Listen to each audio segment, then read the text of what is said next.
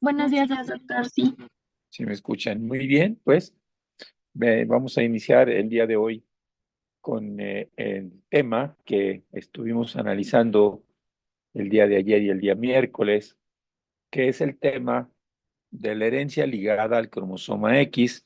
Como ustedes ven, cuando platicamos sobre el cromosoma X, tenemos que hacer un alto en la genética humana porque el comportamiento del cromosoma X es un comportamiento especial, excepcional, como lo dicen muchos investigadores y genetistas, es excepcional y nos ayuda a entender muchas de las condiciones genéticas transmitidas por línea del cromosoma X.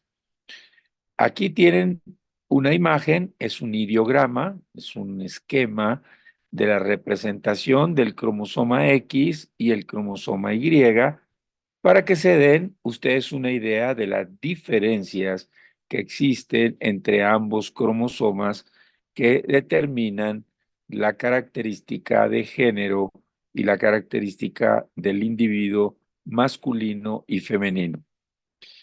No cabe duda que el cromosoma X tiene sus características que no siempre las vemos reflejadas en el cromosoma Y, que es mucho más pequeño y tiene otras connotaciones, otras responsabilidades dentro de la integración humana. De tal manera que, bueno, el cromosoma X y vimos en su análisis que es un cromosoma muy grande, que es un cromosoma que tiene características espectaculares desde el punto de vista de su comportamiento, porque el cromosoma X tiene que registrar durante la vida una inactivación en el caso de las mujeres y en el caso de los hombres, mantenerse en la condición activa para aportar la genética de origen materno. Para nosotros como varones, el cromosoma X es totalmente de origen materno. Igual, el cromosoma Y es totalmente de origen paterno.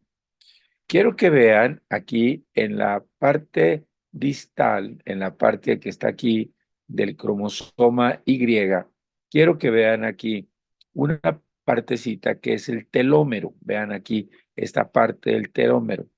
Esta parte se llama esta pars distal. Pars por decir zona, ¿no? Una zona distal que está representada aquí y que esta pars distal tiene registro de una zona que llamamos pseudoautosómica. Aquí está, pseudoautosómica.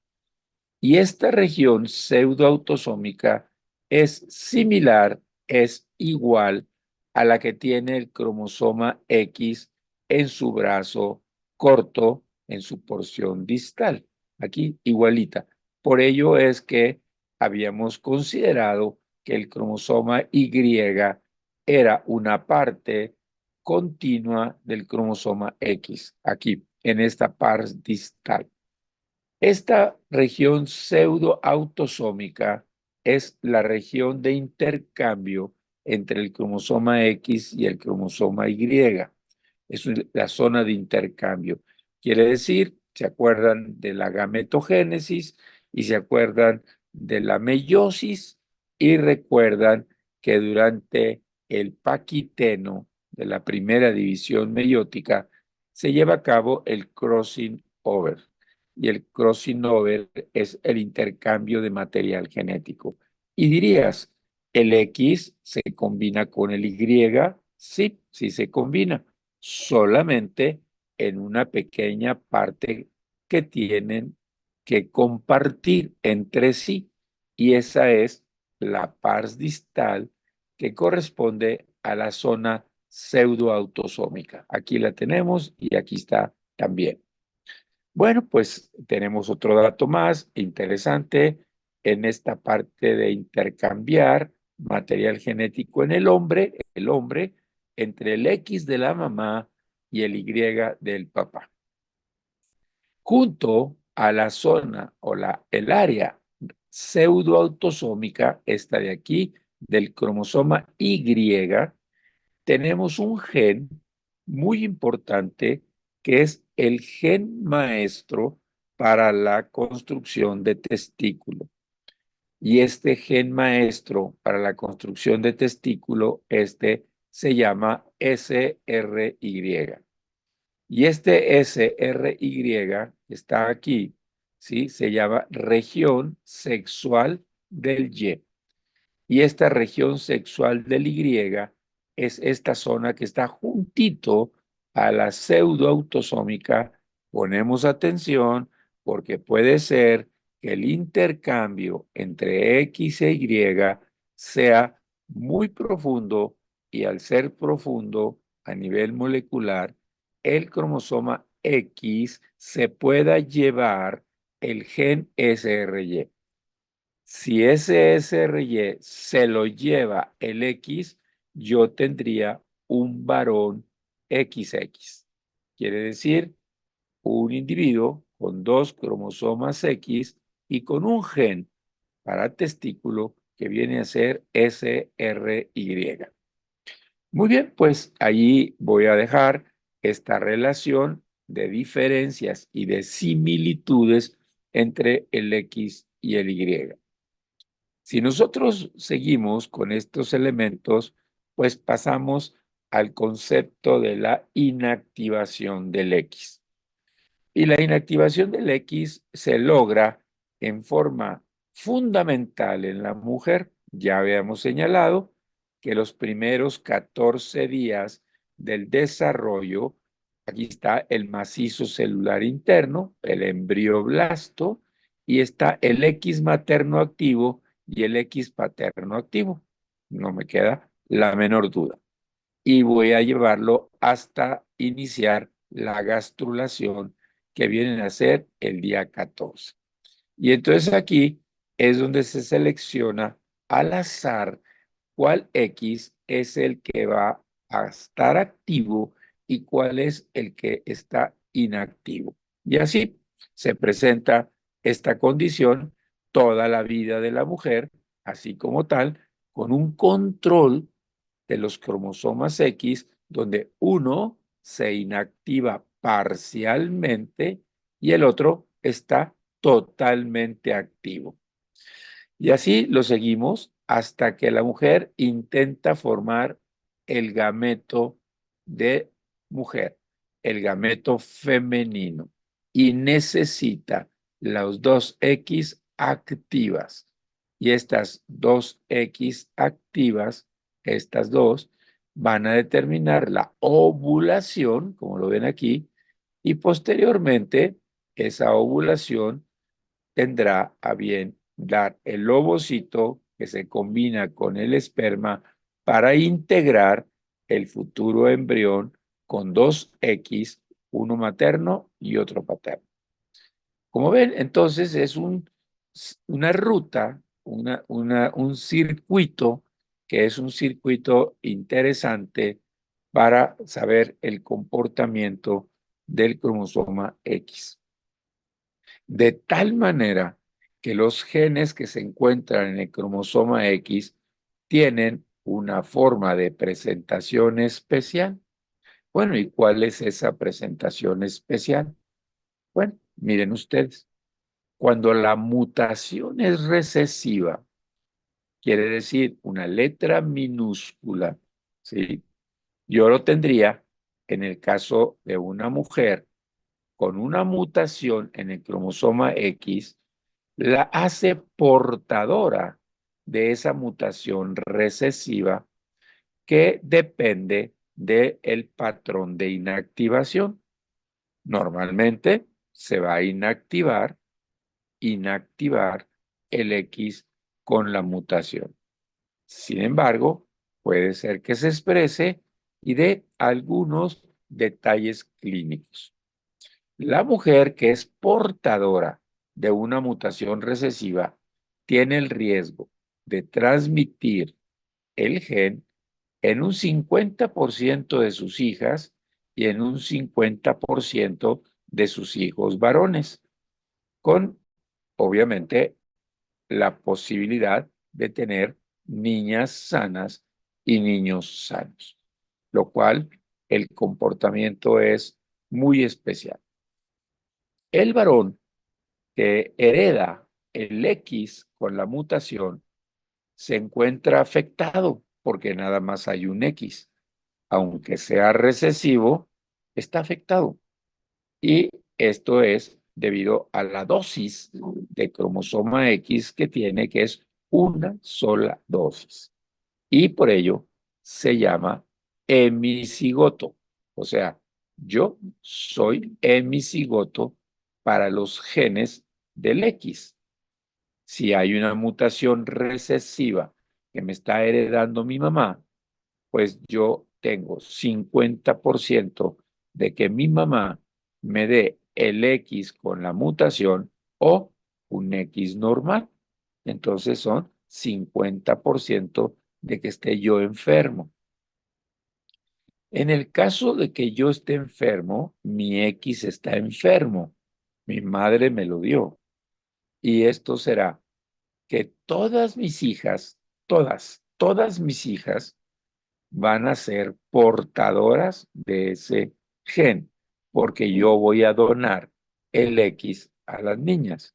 Y este será una trascendencia de impacto en relación a la forma de heredarle un problema a mi hija, ¿sí? A mi hija le voy a heredar un problema.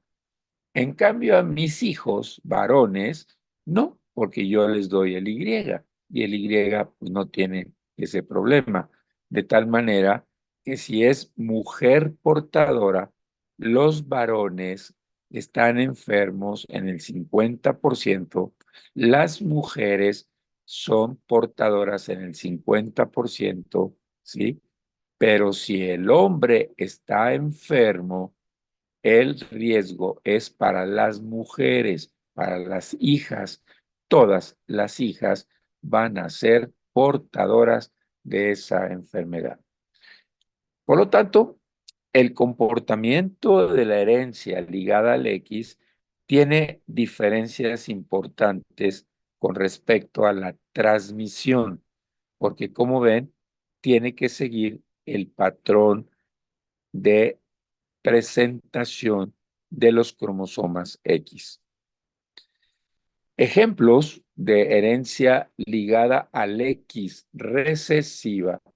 Tenemos la hemofilia tipo A y la hemofilia tipo B.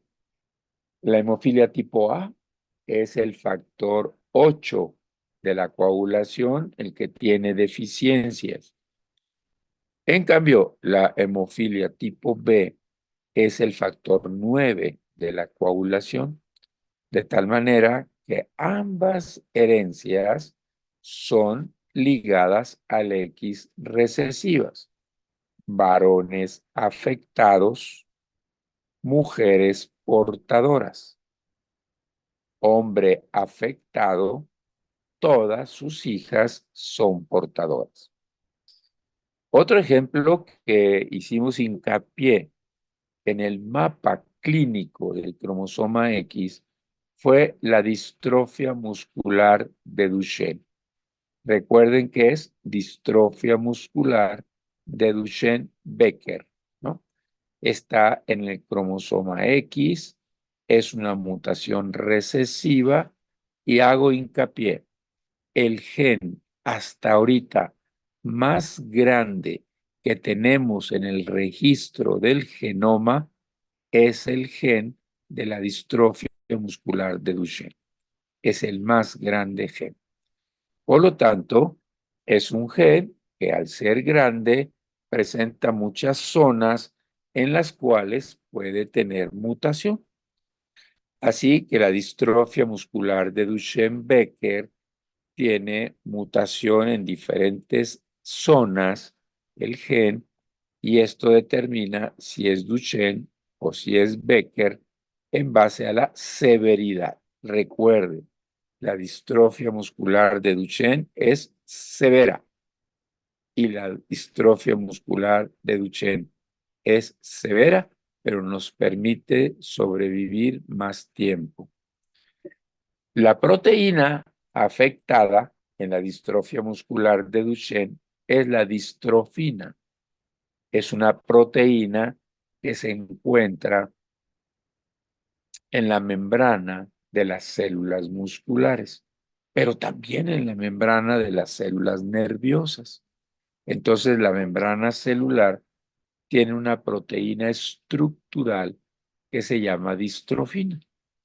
Cuando hay mutación, la distrofina está afectada y tenemos problemas en el músculo y tenemos problemas en el sistema nervioso.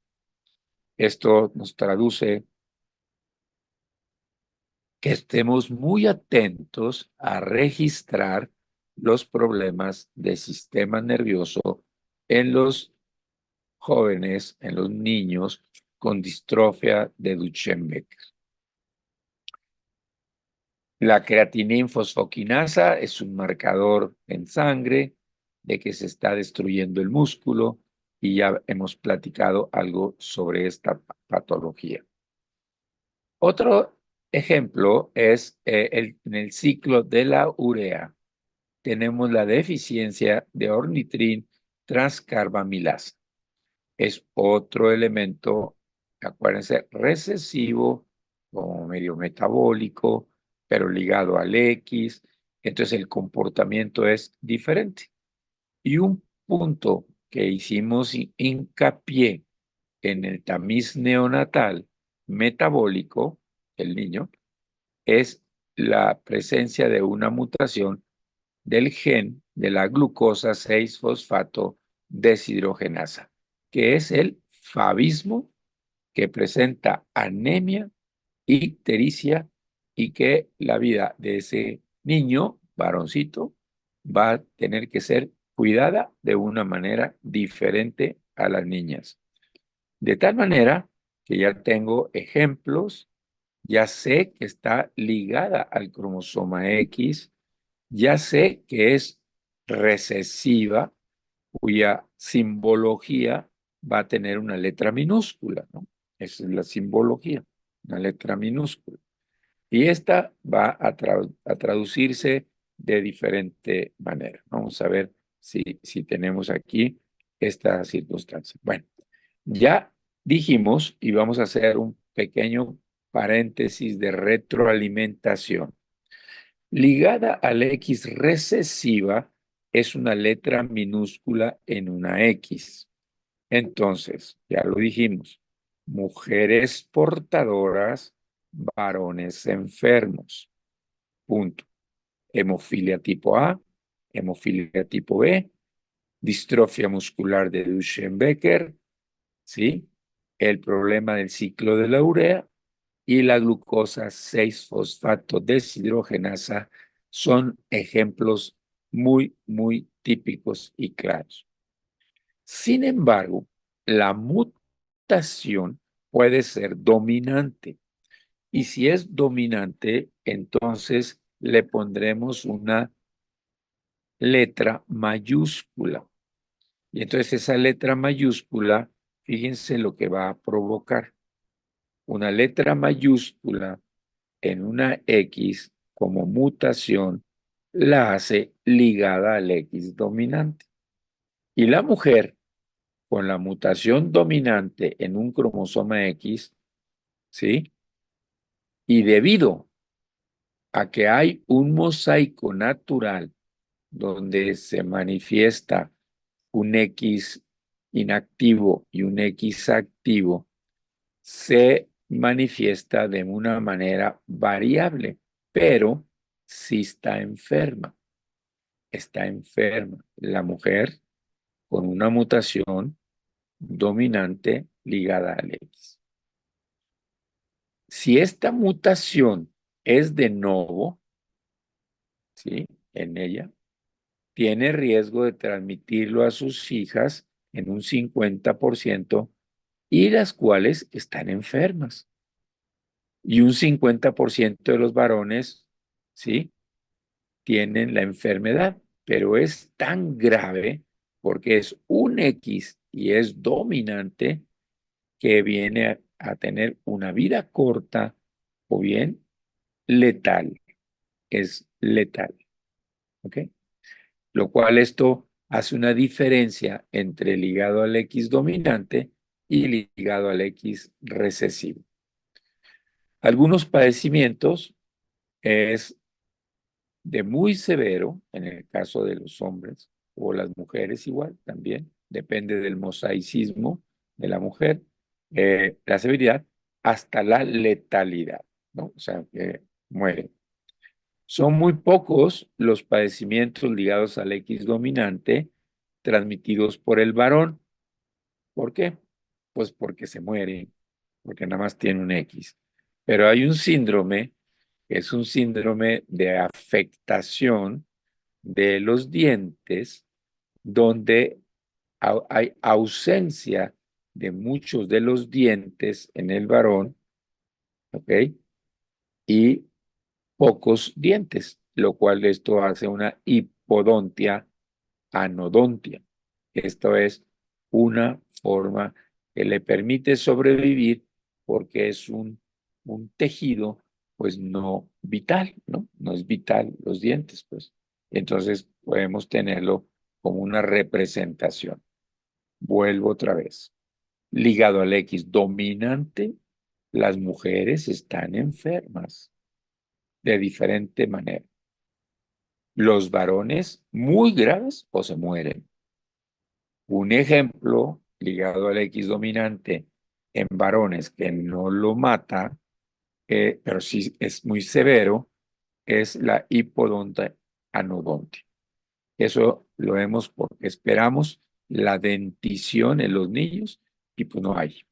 Y eso va relacionado con embriología cuando vieron ustedes el desarrollo dental, cuando vieron aquel epitelio del arco mandibular y maxilar que se imaginaba para dar la estructura del esbozo dentario. Bueno, pues no hay esbozo dentario, o si lo hay, es muy escaso, principalmente en piezas posteriores, o sea, los molares. Y entonces, bueno, tenemos ese ejemplo. La herencia ligada al X dominante, tenemos un ejemplo típico, que es la incontinencia pigmente, que hablamos un poco de este tema. El raquitismo por deficiencia de vitamina D y el llamado síndrome de Rett. Este fin de semana quiero que revisen, muy sencillo, entran a internet, a donde ustedes quieran. Los que sí tengan un interés capital, por favor, entren a internet a la búsqueda del PubMed en inglés del síndrome de Rett y le ponen review para que les dé un artículo donde revise al síndrome de Rett. El síndrome de Rett es afecta a las mujeres, les genera una epilepsia severa. En ocasiones he tenido que poner en coma a la niña para que no siga convulsionando, más de 100, 150 convulsiones al día, y la tenemos que colocar en un estado de coma para evitar el daño, más daño cerebral. Sin embargo, la identifico fácilmente. ¿Por qué? Porque es mujer. Hay muy pocos hombres con esta característica. Y por otro lado, es una niña con retraso mental, con epilepsia, y no sabe controlar o dirigir el movimiento de las manos. Entonces, es una niña que todo el tiempo está moviendo las manos para todos lados, pero no tiene un orden, no se dirige a tomar cosas, ni tampoco a pinzar, ni tampoco a manejar la cuchara, nada de eso, nada de eso. Pero cuando las manos chocan en estas niñas, chocan las manos, se pegan, se adhieren y empiezan a frotarlas como si se estuvieran lavando las manos, así, en este sentido. Este es un signo característico en niñas del síndrome de Rett. Y la mayor parte de esto se darán cuenta que no puede haber una mujer con este síndrome que se embarace, ¿no?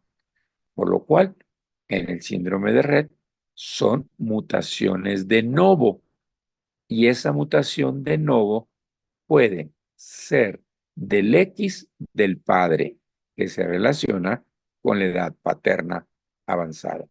Quiere decir que el origen de ese síndrome puede ser también de novo de orientación paterna.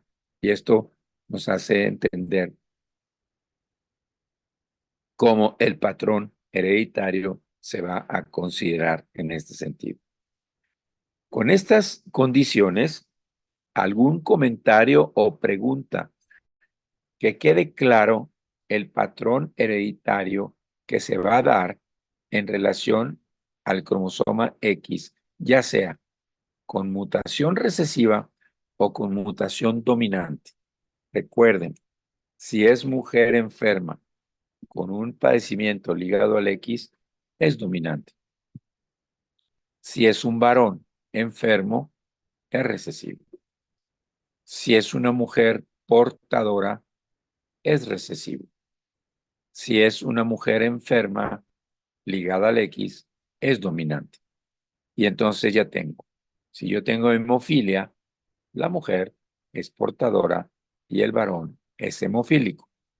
Si yo tengo una mujer que tiene un padecimiento autosómico dominante, como viene a ser la incontinencia pigmenti, pues la mujer está enferma y los varones se mueren.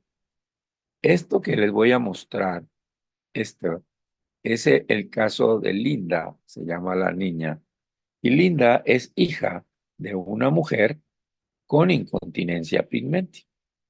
Esta mujer tiene limitación de la capacidad intelectual sin ser retraso mental, pero sí tiene limitación.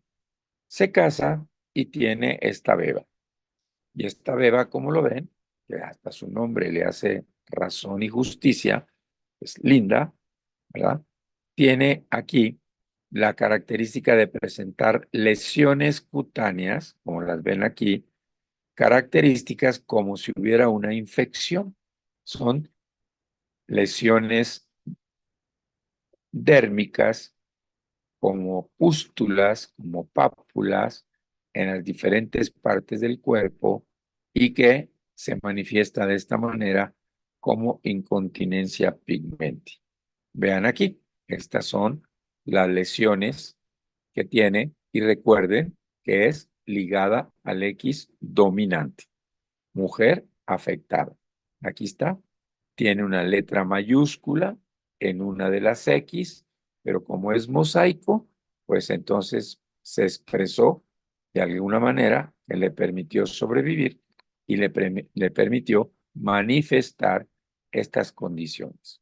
Veamos aquí las cicatrices que deja esa lesión dérmica, cutánea, aquí, y vean ustedes la incontinencia pigmenti como un ejemplo de herencia ligada al X dominante.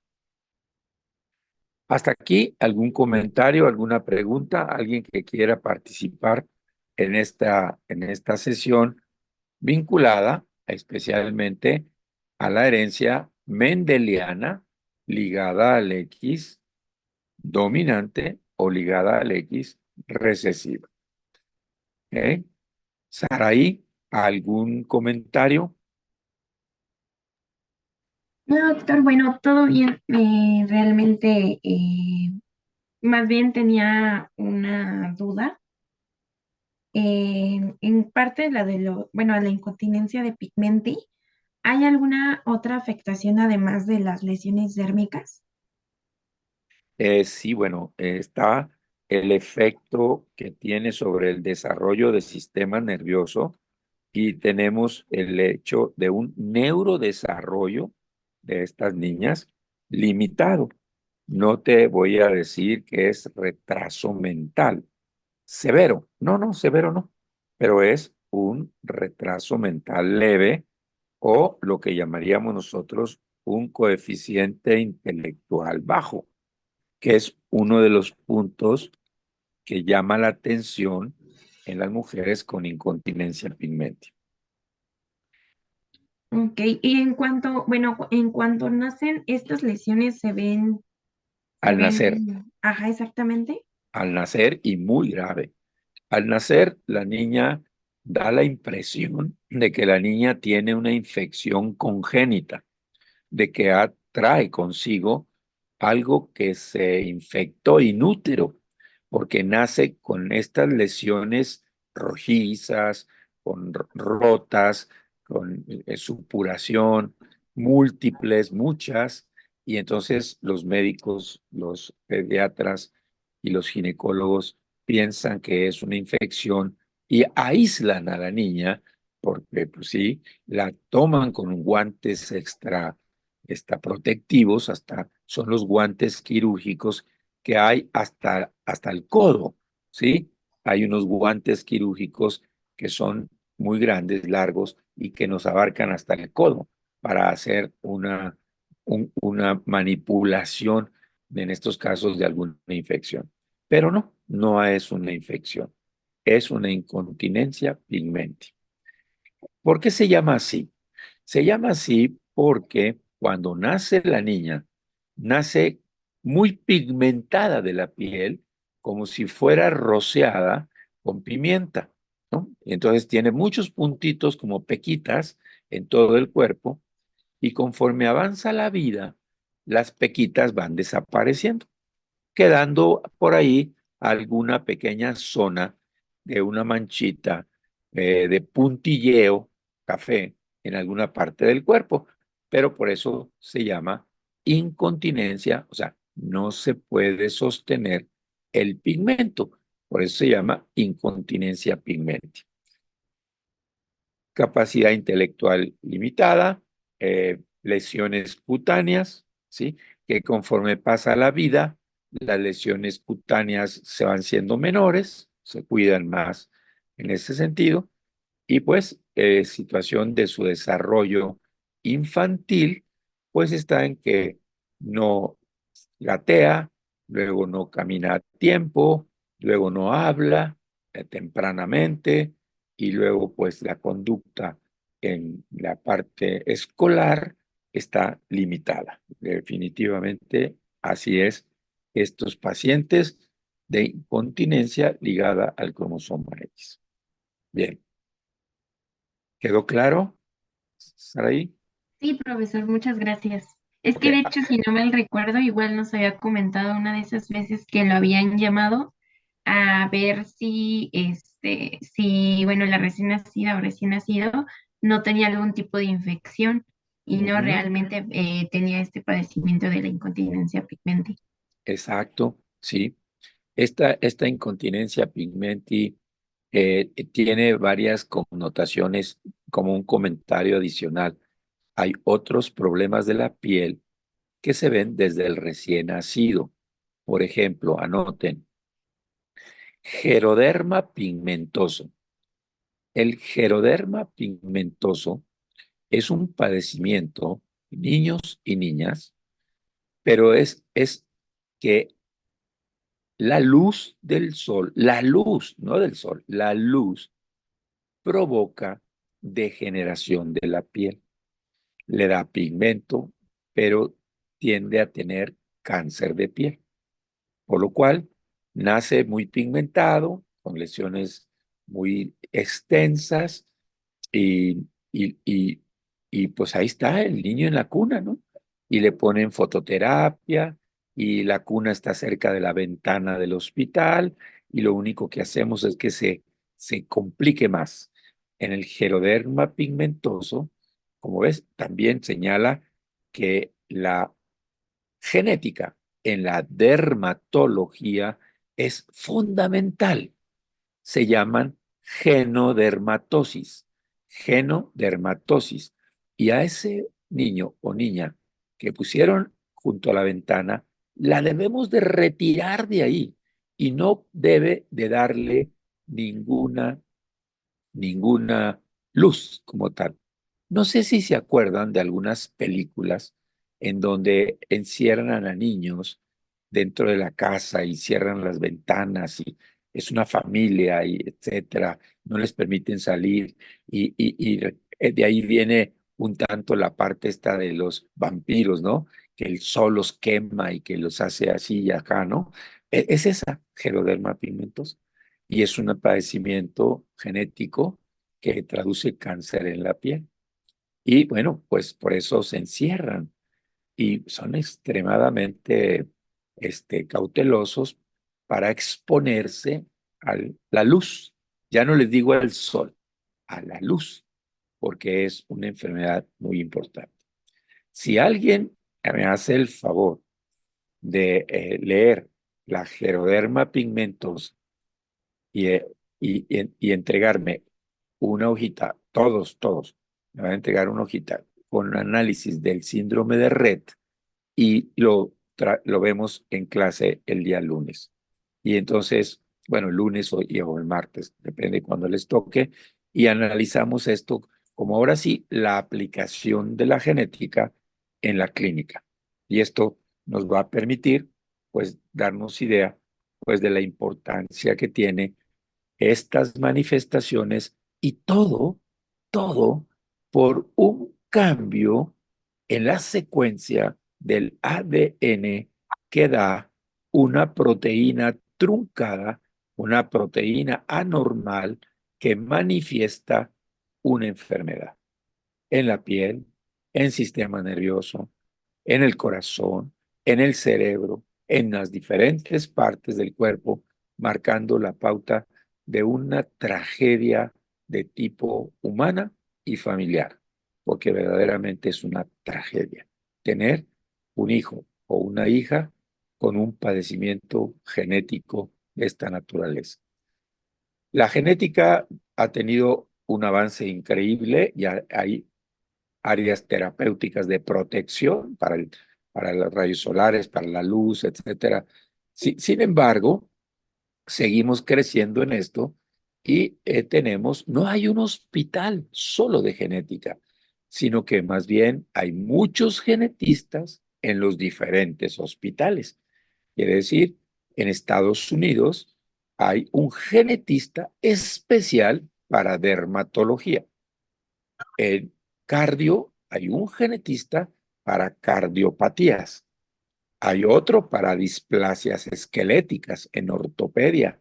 Hay otro, fíjense, hay otro solo para dar asesoramiento genético. O sea, no. O sea, aquí le tenemos que hacer al multifuncional. Aquí recibimos al paciente, lo exploramos, hacemos la historia, le indicamos estudios, vemos el proyecto, platicamos con los familiares, damos asesoramiento, etc. Todo, lo hacemos todo. Y en Estados Unidos, no. En Estados Unidos hay una carrera especial de 4 años, que es una licenciatura en asesoramiento genético. Y el genetista clínico no habla con los papás, no habla con los pacientes. El que habla con los pacientes es el asesor genético, que es una licenciatura especial, 4 años. Y se inscriben en esa licenciatura psicólogos, odontólogos, médicos, enfermeras, etcétera, ¿no? O sea, diferentes disciplinas que se preparan en cómo asesorar, cómo orientar a las familias en relación a todo esto. Fíjense cómo las cosas hacen una medicina diferente, que es, pues sí, es moderna, pero con muchas limitaciones, como aquí en México. Aquí solamente hay cerca de 30 plazas al año para genetista. 30, nada más, 30. Y son 20,000 plazas. De las 20,000 plazas que hay para las especialidades, solo 30 son para genética. Por eso, pues es un garbanzo de la libra que te encuentres un genetista. Bueno, pues no hay muchos genetistas. Bueno, pues entonces me preparo bien en genética, porque al final de cuentas voy a ver pacientes genéticos. Entonces, en todas las especialidades hay problemas de esta naturaleza, de este tipo. ¿Ok? Entonces, ¿algún otro dato importante? ¿Sí? ¿Algún dato o duda o pregunta que quieran hacer? Yo, doctor, Dime, sí, Martín. disculpe, ¿cuál era el nombre de la enfermedad como nos dijo, de la pigmentosis? Es Que es muy curioso. geroderma, Ah, geroderma pigmentoso. Geroderma pigmentosa. Y tenemos que también tener información que llevarle para la próxima clase, junto con la del síndrome de Red. Sí, el que guste, eso es a libre albedrío, ¿no? O sea, lo de la geroderma pigmentosa. Lo que sí necesito son dos trabajos pequeños, pero que sí se vea que hicieron un análisis que es el síndrome de Lesch-Nayan, ligado al X, le había dicho, y el Sí. otro es el síndrome de Red. ¿De acuerdo? Esos dos sí los quiero en media cuartilla o en todo lo que ustedes quieran si quieren desplayarse para que yo sepa qué de verdad buscaron y leyeron sobre este síndrome. ¿De acuerdo?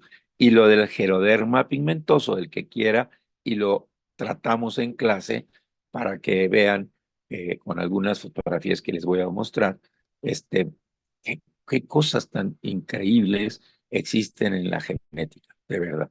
Como de incontinencia pigmenti, ¿no? Los varones se mueren y las mujeres están enfermas, como en este caso, ¿sí?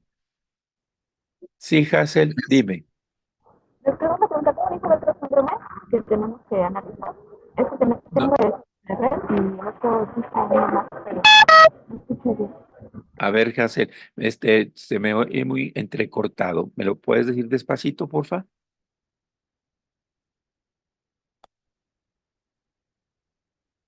Sí, Hassel. Es que mi compañera pregunta que cuál es el otro síndrome que tenemos que investigar aparte del síndrome de Rett. Ah, es el Lesch-Nayan. Les, Lesh, Les Nayan, Nyaanm,